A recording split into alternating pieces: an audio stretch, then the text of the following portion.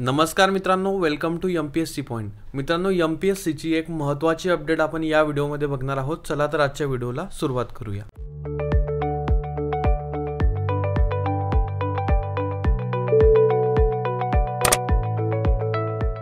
तर मित्रांनो, जसं की तुम्हाला माहित असेल की राज्यसेवेचा पॅटर्न 2025 पासून चेंज करा अशी मुलांची मागणी होती. जो नवीन पॅटर्न होता तो येणाऱ्या परीक्षेपासून म्हणजे 2023 पासूनच आयोग लागू करणार होतं, परंतु मुलांचं असं म्हणणं होतं की यासाठी आम्हाला वेळ हवा आहे. त्यामुळे वेळोवेळी यासाठी आंदोलने झाली आणि त्या आंदोलनांना मुलांच्या यश आलेलं आहे. आयोगाने आज ऑफिशियली आपल्याला कळवलेलं आहे की जो राज्यसेवेचा नवीन पॅटर्न आहे तो 2025 पासून लागू करण्यात येईल. तर 2023 पासून ज्या काही राजपत्रित सेवा होत्या तर त्या एकाच परीक्षेतून भरल्या जाणार होत्या, परंतु आता आयोगाने आपल्याला हे ट्विट दिलेलं आहे. ते अगोदर आपण वाचून घेऊया आणि त्यानुसार काय बदल होऊ शकतो हे आपण जाणून घेऊया. बघा, हे ट्विट आहे आपल्या टेलिग्राम चॅनलवरती मी अपलोड केलेलं आहे. इथे तुम्ही ऑफिशियल देखील बघू शकता. ऑफिशियली दाखवतो मी तुम्हाला. इथे बघा. सो इथे बघा, हे MPSCचं ट्विटर हँडल आहे. इथे राज्यसेवा मुख्य परीक्षेच्या वर्णनात्मक स्वरूपाच्या परीक्षेसंदर्भातील उमेदवारांची मागणी, कायदा व सुव्यवस्थेची निर्माण झालेली परिस्थिती व उमेदवारांना तयारीसाठी द्यावयाचा अतिरिक्त कालावधी विचारात घेऊन सुधारित परीक्षा योजना व अभ्यासक्रम सन 2025 पासून लागू करण्यात येत आहे.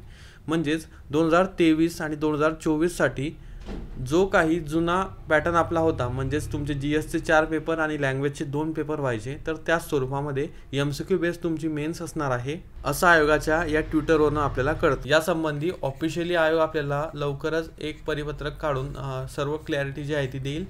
तर ती क्लॅरिटी तुम्हाला मी जशी अपडेट मिळेल तशी काही चेंजेस जर असतील तर मी तुम्हाला व्हिडिओच्या माध्यमातून ते सांगणारच आहे.